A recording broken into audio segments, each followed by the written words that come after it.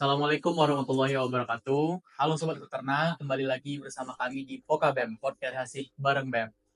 Kali ini Pokabem kedatangan narasumber hebat yang merupakan mahasiswa aktif di kampus, salah satu mahasiswa aktivis kampus di Fakultas Ungu, Fakultas Peternakan.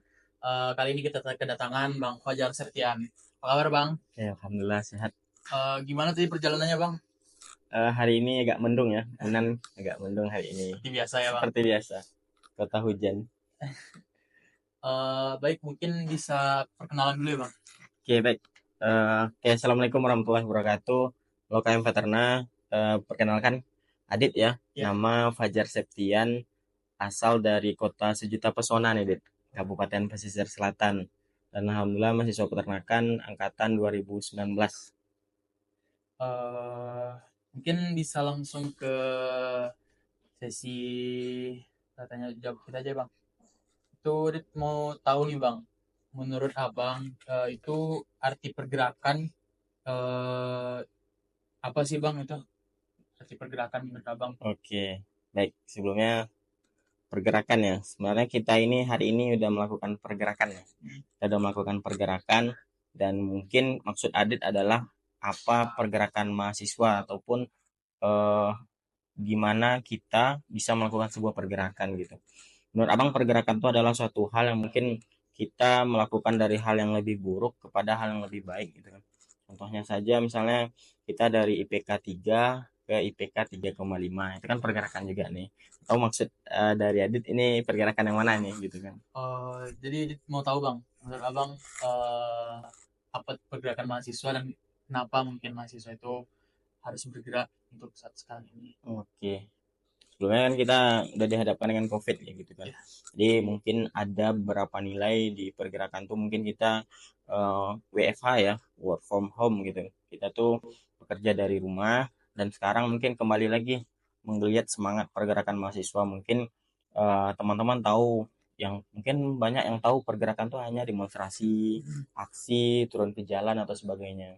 Sebenarnya tujuan dari pergerakan itu kita itu membawa sebuah apa namanya sebuah tujuan perubahan gitu. Contohnya kita resah dengan sebuah masalah ya misalnya di peternakan ada permasalahan yang mungkin swasembada daging gitu kan, swasembada daging yang mungkin belum tercapai hari ini, atau kita udah bosan masanya, atau kita udah jenuh nih melihat pemerintahan hari ini yang memang perlu adanya penyampaian aspirasi dari masyarakat. Kita tuh sebagai perpanjangan lidah masyarakat aja gitu deh. Kita tuh perpanjangan lidah masyarakat agar pesan dari masyarakat itu tersampaikan gitu. Contoh ada dalam bentuk tulisan, ada dalam bentuk aksi, ada dalam bentuk demonstrasi gitu deh.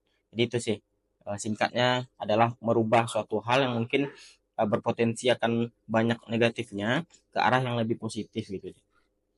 Oke, selanjutnya jadi ingin tahu nih Bang, kan Abang merupakan salah satu mahasiswa aktivis lah di Fakultas Ungu Veterna. Jadi ingin tahu ada nggak Bang tantangan Abang selama menjadi aktivis atau ada hambatan-hambatan gitu Bang selama Abang menjalankan kegiatan di Benar. mahasiswa atau UNAN gitu. Oke, Bang salah satu ya. Mungkin kalau salah satu ini bisa jadi besok Adit, teman-teman yang lain nih di KM Veterna. Bisa jadi kalau abang disebut aktivis masih banyak sih sebenarnya waktu-waktu abang yang belum termaksimalkan gitu. Cuman kita akan mencoba menjadi salah satu. Kalau dilihat senior senior kita ya, alumni alumni peternakan memang banyak yang berkiprah di jalur ini karena memang ini adalah soft skill yang harus kita coba terus kembangkan ke bawah gitu. Masalahnya besok kan Adit ada teman-teman yang lain di KM Veterna yang akan melanjutkan perjuangan-perjuangan ini. Dan untuk tantangan ya, Adit ya, untuk tantangan hari ini mungkin akan banyak, terutama tantangan dari pribadi kita. Contoh kita tuh kita terbatas waktu sebenarnya kan, kita terbatas waktu, kita terbatas dari sebuah keuangan lah masalahnya gitu kan. Ada yang dari kita tuh dari mahasiswa yang memang dapat beasiswa, ada yang memang uang sendiri dari keluarganya gitu. Cuman tantangan terberat itu adalah tantangan dari diri kita sendiri gitu. Bagaimana kita mampu memaksimalkan akademik kita dengan kegiatan-kegiatan kita di luar.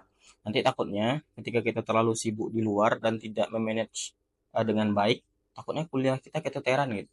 Kalau di veternak kan ada 144 SKS ya, jadi ada 144 SKS. Takutnya nanti ketika kita sibuk di luar, 144 itu tidak tercapai dalam kurun waktu yang cukup lama gitu. Kecuali memang teman-teman ada BSS dan segala macam gitu. Dan tantangan yang paling besar itu adalah kita harus siap dengan berbagai bentuk. Misalnya ada tekanan, misalnya kita harus lebih ekstra dari teman-teman yang lain. Teman-teman yang lain pulang kuliah bisa langsung istirahat, bisa langsung menikmati lah, misalnya keindahan Kota Padang yang hari ini indah ya, Dit, ya. Tapi kalau kita sebagai, misalnya kayak gini, teman-teman kita hari ini ada kegiatan BEM di hari libur, kita harus siapkan diri ke Padang, kita harus siapkan diri selalu stay di kos. Bagaimana nanti penyambutan mahasiswa baru dan segala macam. Karena memang menjadi orang yang organisatoris ya, kalau kata apa namanya, alumni-alumni kita dulu, kita harus siap lebih dulu gitu. Lebih siap lebih dulu apa? Kita mempersiapkan sebelum acara itu ada atau hal-hal lain lah, Dit, misalnya gitu. Tadi abang menyebutkan kalau misalnya kita kalau untuk aktivis kampus itu harus manajemen waktu ya bang. Itu ada nggak sih bang tips dari abang untuk manajemen waktu dari seorang bang Fajar Wah, kesekian? siap. Kalau dari abang, manajemen waktu itu mana ya? Tik material KMTD pula Oh kita di podcast iya. itu.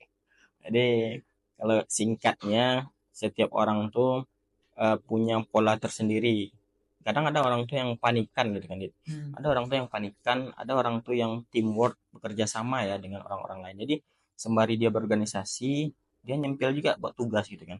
Sembari dia berorganisasi, dia bisa juga kerjakan laporannya. Cuman ada yang orang-orang yang memang terbiasa dengan kesendirian, misalnya dimaksimalkan waktu paginya itu untuk ngerjain tugas kuliah gitu kan, atau waktu malamnya itu sebelum tidur mereka cek-cek dulu, cross check bagaimana sih tugas kuliah kita, apakah ada yang keteteran atau ada yang lain. Kita kan ada niat kumlot dan segala macam gitu.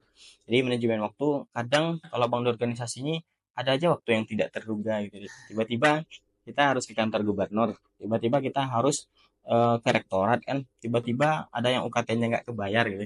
Jadi bagi abang, kita harus menyesuaikan, misalnya semester 4 tuh waktunya apa aja gitu.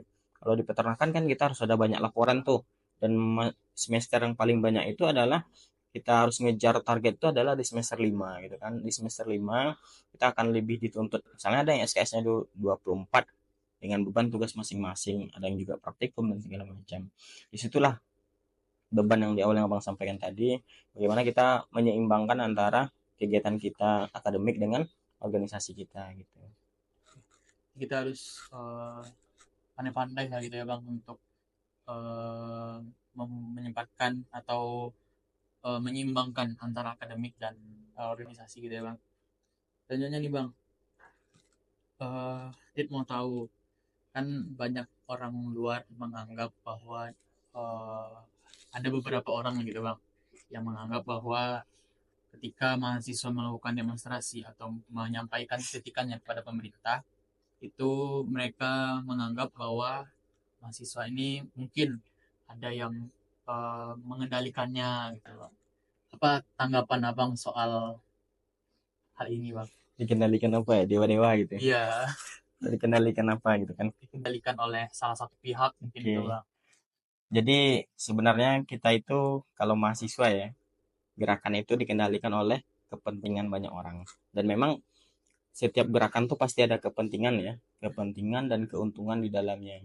Tapi lebih daripada itu, kalau isu-isu miring tentang gerakan ini dikendalikan dan segala macam, menurut abang di era digitalisasi ini malahan yang paling ditunggang itu adalah kita tuh yang paling takut apa ya, dia apa, bazar gitu.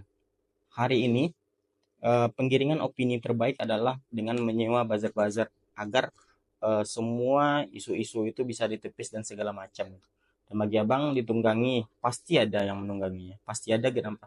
Bisa jadi ditunggangi oleh kelompok-kelompok tani, bisa jadi ditunggangi oleh kepentingan-kepentingan peternak-peternak. Cuman yang paling penting itu bagaimana kita memposisikan diri kita, misalnya kita menyuarakan ini konsisten gitu kan. Maksud abang tuh secara berlanjut terus, bukan hanya hari ini orang heboh itu kita heboh pula menjelaskan ini gitu. Tapi kita bagaimana kita itu apa namanya, sustainable ya, berkelanjutan gitu, continue gitu kan. Eh, Selalu kita untuk melakukan sebuah gerakan baik itu UKT misalnya kan, siapa yang menunggangi UKT misalnya? Kan nggak mungkin orang-orang lain gitu, pasti orang yang memang kita resah, misalnya anak BEM ini, anak BEM resah terhadap sebuah hal gitu. Kadang-kadang di sela kita mempersiapkan diri untuk membuat sebuah gerakan itu, kita tuh ditunggangi oleh orang-orang yang memang jahat gitu. Ya, biasanya kita sebut dengan penyusup ya.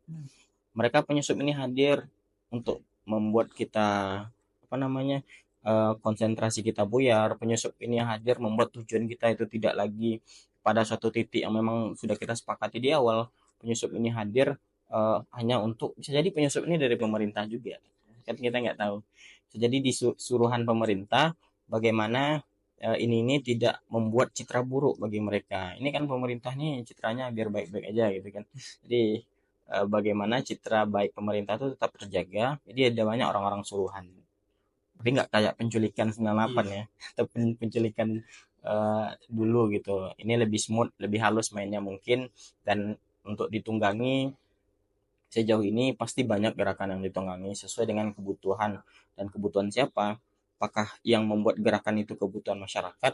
Apakah yang membuat gerakan itu kebutuhan mahasiswa? Atau hanya untuk kepentingan pribadi? Memanfaatkan instansi untuk kepentingan pribadi, kan ada juga tuh. Nah, jadi itu sih makna ditunggangi menurut abang gitu. Jadi emang kalau untuk demonstrasi emang harus ada titik balik lah ya Ah, bang, iya, ada harus ada kepentingan di sana. kepentingan positif. Selanjutnya bang, berbicara soal peternakan, kan untuk masa sekarang eh, masih sesuai dengan program presiden kita yang terpilih bang, itu kan ada makan siang gratis, dan di sana itu tuh eh, ada susu lah di dalam tuh bang. Sedangkan menurut artikel yang ada dibaca di Indonesia sendiri itu peternakannya tuh masih jauh lah bang untuk memenuhi eh, susu di dalam negeri, dan pemerintah kita harus mengimpor susu dari luar negeri gitu bang. Dia ingin tahu bang apa pendapat abang soal impor susu yang digalakkan Kementan atau kementerian-kementerian lah. Oke, tapi baru-baru ini mungkin apa namanya, Dit? Itu tuh diganti namanya. Bukan makan siang katanya, bukan makan siang gratis. Tapi mungkin bisa panjang kalau kita bahas hari ini gitu. Namanya makan bergizi gitu kan. Makan bergizi yang memang nggak tahu gizinya dari mana. Apakah dari anginnya nanti atau dari mana, atau memang ada susunya.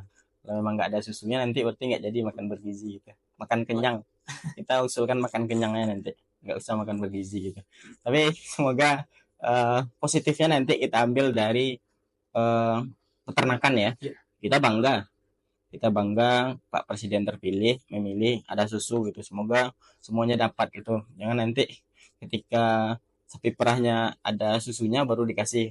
Kalau nggak ada berarti cari sendiri cari gitu. sendiri. Ini kan agak susah nih.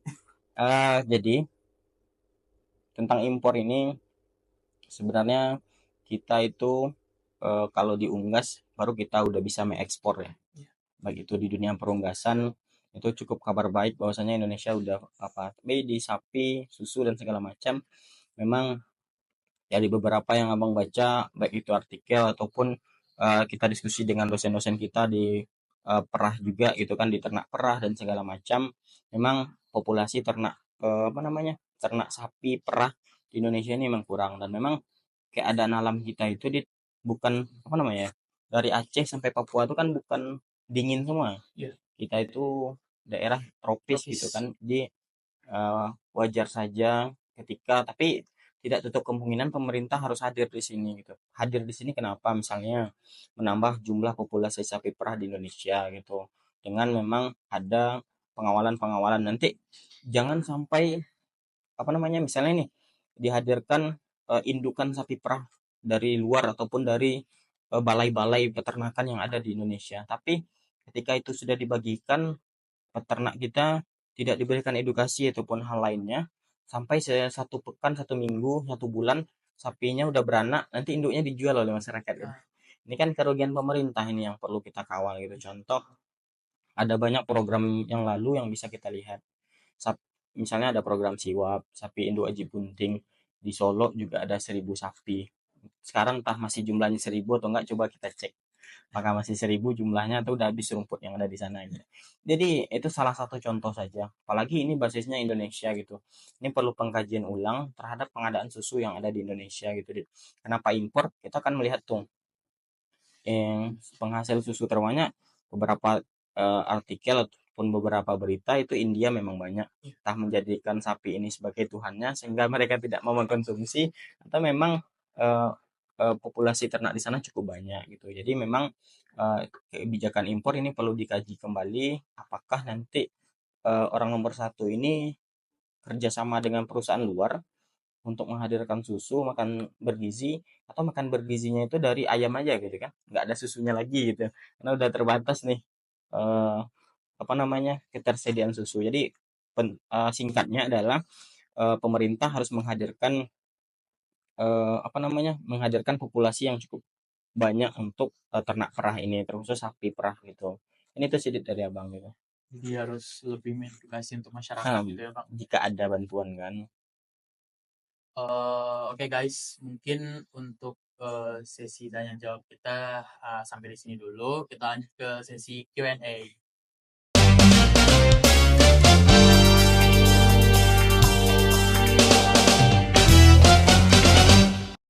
Oke guys, kali ini kita masuk ke sesi Q&A ini Bang. Em, Mungkin dari kalian peternak udah ada banyak pertanyaan, tapi untuk Pokabem sekarang kita hanya akan menampilkan 3 pertanyaan yang menarik lah gitu Bang. Pertama itu ada dari Pipi Bang. Pertanyaannya gimana pendapat Abang tentang hadirnya MBKM dengan organisasi saat ini Bang? Oke, ada banyak pertanyaan ini ya. Oke, hadirnya MBKM ya, Merdeka Belajar Kampus Merdeka eh, itu dengan organisasi saat ini. Berarti sejak COVID juga sih, kita tuh diminta misalnya organisasi ini harus lebih banyak bisa untuk apa namanya mengembangkan diri kita gitu. Jadi kita ada persaingan ya dari banyak yang melihat ataupun abang pernah mengikuti juga misalnya di KKN kebangsaan dan segala macam atau terintegrasi kadang beberapa hal itu eh, disamaartikan oleh beberapa orang gitu dan juga di sini bagaimana kemampuan kan ini banyak nih baik itu organisasi yang mulai hilang pengurusnya organisasi yang memang muntaber mundur tanpa berita dan segala macam gitu atau memang memilih jalan lain jadi di sini tergantung kita nih memaknainya ada juga yang pulang dari MBKM itu langsung aktif di organisasi sekarang gitu dan itu memang kemampuan organisasi dalam beradaptasi terhadap hal itu gitu contohnya dulu kita KKN itu kan 2 kali dalam setahun gitu. Sekarang kan kapan aja kita bisa KKN, kapan aja kita bisa membangun desa, kapan aja kita bisa turun ke lapangan gitu. Jadi bagaimana kita mampu beradaptasi dengan hadirnya Merdeka Belajar Kampus Merdeka. Jadi jika pun tidak kita ambil peluang ini akan lewat begitu saja dan kita memang akan ada stuck, ada berhenti dan segala macam. Gitu. Jadi kemampuan kita beradaptasi aja sebenarnya gitu. Eh, Berarti kalau misalnya MBKM dan organisasi kan sama-sama baik lah gitu ya Bang. Tapi dari Abang sendiri mungkin kalau misalnya kita dihadapkan gitu, mana yang lebih baik lah gitu Bang? Menurut Abang. Oke, kalau mana yang lebih baik itu tergantung pribadi ya, pribadi kita. Tapi jangan sampai meninggalkan hal akademik sih menurut Abang. Misalnya memang ada beberapa MBKM yang SKS-nya itu tidak di apa namanya itu tidak di Konversikan. tidak dikonversikan gitu oleh beberapa eh, bagian kemahasiswaan akademik gitu. Jadi nanti kita dapat 20 SKS tapi yang hanya dikonversikan hanya 13 gitu. Dan bahkan sampai kita di sini anak-anak yang misalnya ikut PMM itu MBKM membangun desa atau anak yang ikut KKN dan segala macam itu malah menghambat mereka untuk ke mata kuliah selanjutnya gitu. Karena memang kita itu di peternakan ada namanya mata kuliah apa namanya prasyarat gitu. Jadi ketika kita tidak lulus ini, kita tidak bisa mengambil mata kuliah di atasnya gitu. Jadi itu yang harus coba kita lihat bagaimana memang keselarasan antara akademik peternakan dengan kurikulum yang ada di Merdeka Belajar gitu.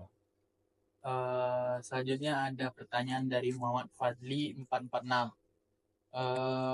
Pertanyaannya apa tanggapan Uda terkait politik pada saat sekarang ini udah Oke, politik politik. ini gimana jawabnya? pendapat Anda terkait politik. Sebenarnya dari sekian banyak kejadian teman-teman atau Adit ya, terkait perpolitikan hari ini, dampak positifnya adalah kita anak muda lebih banyak dihadapkan dengan beberapa situasi gitu. Misalnya kita pernah kan mendengar isu proporsional terbuka, proporsional tertutup gitu. Dulu itu kan sempat menghebohkan juga bagaimana kita memilih pemimpin kita, apakah dipilih partai, apakah tetap dipilih rakyat gitu. Dan banyak lagi isu-isu politik yang mungkin hadir yang bagi abang sendiri itu merupakan sebuah hal yang sangat bagus itu. Kenapa? Karena ini bisa memperkaya dari hal kita, terlepaslah dari nanti politik dinasti dan segala macam kan nanti lah kita bahas itu. Yang terpenting itu adalah terkait kondisi politik hari ini, yang paling penting itu kita kan ada di tataran mahasiswanya, kita ada di tataran pemudanya. Bagaimana kalau kata apa namanya, uh, seorang pahlawan kita juga, bang lupa juga namanya, idealis, kemewahan terakhir dia pemuda itu adalah idealismenya itu, atau idealisme adalah kemewahan terakhir yang ada pada diri pemuda. Dia berharap dengan isu politik hari ini yang mungkin membuat banyak, mungkin ada sebagian orang yang mengira nggak usah aja kita ikut politik, nggak akan ada yang berubah, nggak usah aja kita ini, tapi semua keputusan kita itu diambil oleh politik gitu. Tanpa ada politik kita tidak bisa, misalnya kewajiban memakai nanti memakai jilbab pula paskibraka pula yang kita kan. Tapi gini contohnya saja, kewajiban full day school gitu, itu tentu dirapatkan oleh DPR. Sementara DPR itu dari orang-orang politik gitu. Bagaimana kita harus anti dengan politik, terkhusus organisasi kemahasiswaan. Pasti harus melek dengan politik. Cuman bagaimana kita memposisikan diri, misalnya kita sebagai mahasiswa memposisikan diri untuk mencerdaskan bagaimana tingkat keapatisan ya. Kan ada tahu apatis ya. Iya. Mereka ada di kamar, mereka ada di rumah, mereka ada di kampung, tapi mereka tidak mau memberikan hak suara mereka.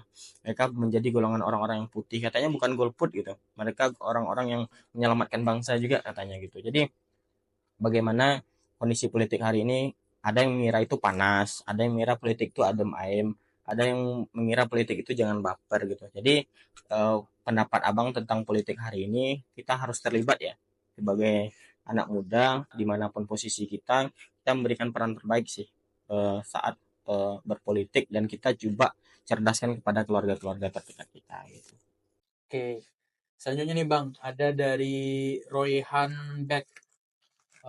Menurut Abang, bagus juga kita aktif di organisasi, tapi agak diubah ya Bang. Tapi ada support sistemnya gitu. Oh, ada support system, iya ya. Oke, ini pribadi orang lagi ya memilih organisasi, ini support sistemnya siapa? Ini pertanyaan abangnya, ataupun apakah memang support sistem keluarga boleh? Support sistem misalnya kita mau mengabdi untuk apa namanya, untuk teman-teman kita, misalnya Adit nih ke Kadis Kominfo kan, support sistemnya itu adalah teman-teman yang ada di Kominfo hari ini bertahan karena teman-teman Kominfo, bertahan karena memang di awal udah dedikasi ke gubernur misalnya kan, saya akan coba melakukan yang terbaik di Kominfo gitu kan. Nah, jadi itu support sistem yang paling bagus sih menurut abang. Tapi kalau support sistem yang lain abang nggak tahu, misalnya gini, saya hadir rapat karena si A gitu bang gitu, saya hadir rapat karena si B gitu bang, nanti tiba-tiba si A dan si B ini nggak hadir di rapat gitu, apakah itu akan menyurutkan langkah kita untuk berkegiatan? Tentu tidak gitu. Jadi menurut abang jangan sampai hal-hal yang seperti itu bisa membuat target-targetan kita itu tidak tercapai gitu, Dit. Karena kenapa? Udah banyak sih beberapa hal yang memang karena ingin salah support system, menurut abang salah memilih support system dan salah menyandarkan support system, jadinya organisasi dan orang lain yang kena gitu. Contoh di salah satu organisasi ada yang cinlok gitu kan, cinta lokasi gitu, dan ternyata si A ini tidak hadir gitu kan, dan si B juga tidak hadir, sementara beliau tuh salah satu koor di situ gitu. Jadi kan ini salah gitu. Cuman kalau kita ingin membuat sebuah kultur yang sangat baik, alangkah lebih baiknya dalam satu organisasi jangan, dan memang pilih support system terbaik itu memang keluarga gitu kan, yang memang menjadi titik kita dalam berjuang gitu, sebagai mahasiswa gitu. Mungkin ada pertanyaan dari Adit Bang. Nah, betul. selama abang jadi aktivis di kampus, itu ada gak bang cerita-cerita yang menarik lah gitu bang untuk abang ceritain selama abang menjadi aktivis di kampus? Oke, selama jadi aktivis mungkin sebenarnya kita tuh diminta untuk apa ya, Dit, ya? Menyelesaikan masalah kita terlebih dahulu gitu. Kenapa? Ataupun kita diminta untuk menyelesaikan masalah kita lebih cepat. Abang, Adit, dan teman-teman yang lain juga punya masalah dengan UKT. Abang, Adit, dan teman-teman yang lain kayak Mbak juga punya masalah dengan keuangan kuliah. Tapi bagaimana nih? Ada cerita pahitnya malahan uang kita misalnya tinggal 100.000 ya. Iya. Ternyata bayar apa namanya kalau di organisasi, dana awal itu cukup apa gitu kan, cukup tinggi. Apalagi kalau tidak dirapatkan di kepanitiaan gitu. Saya harus mengumpulkan dana awal ini kawan-kawan harus 150.000 gitu. Sementara orang tua kita ngirim itu sekali seminggu, sekali sepekan gitu segala macam gitu. Jadi bagaimana kita mampu memanage keuangan terlebih dahulu gitu, dan juga dalam setiap event dan segala macam kita memperhitungkan gitu. Contoh biaya-biaya lain yang mungkin tidak terduga. Misalnya kita ke Payakumbuh, misalnya kan kita ada kampus di Payakumbuh nih, Dit. Itu apakah sekalian dengan upgrading BEM atau memang sekalian dengan jalan-jalan atau memang kita tidak hanya satu kegiatan di sana gitu. Jadi memang kita manajemen dengan baik. Jadi yang paling menyedihkan tuh memang seperti itu gitu. Kadang orang melihat kita tuh tampaknya saja gitu. Kadang di BEM itu ketika ada isu pengurangan UKT, semua KM ya, maaf ya Bang bilang ya, semua KM Unan, fakultas itu berbondong-bondong menghubungi BEM gitu. Ini ya Bang bukan apa ya, memojokkan satu ya, tapi itu ada di lapangan gitu. Tapi ketika propaganda lain, isu lain diajak kumpul segala macam, tidak hadir gitu. Nah, jadi memang bagaimana kita mampu manajemen diri kita, apakah kita bergerak untuk orang itu atau kita bergerak memang untuk kepentingan bersama gitu. Adit di sini buat podcast, Adit di sini buat program, membuat edukasi, misalnya edukasi farm misalnya, atau ada hal lain, tentu akan banyak kritikan nantinya gitu kan. Kritikan di lapangan, ih kenapa Kominfo tidak ngambil eh, yang ada peternakannya saja gitu kan itu. Jadi memang dalam kita berorganisasi ada plus minus yang harus kita hadapi ke depannya, dan problem itu yang harus kita coba atasi terlebih lebih cepat gitu deh. Itu saja sih data. Oke. Mungkin hanya itu bang Q&A untuk podcast pada kali ini. Adit mengucapkan terima kasih kepada Bang Fajar yang sudah menyempatkan waktunya untuk hadir di Pokabem. Dan untuk teman-teman, jangan lupa tonton terus Pokabem dan nantikan episode-episode selanjutnya. Adit akhiri, wassalamualaikum warahmatullahi wabarakatuh. Waalaikumsalam. Terima kasih Bang. Siap.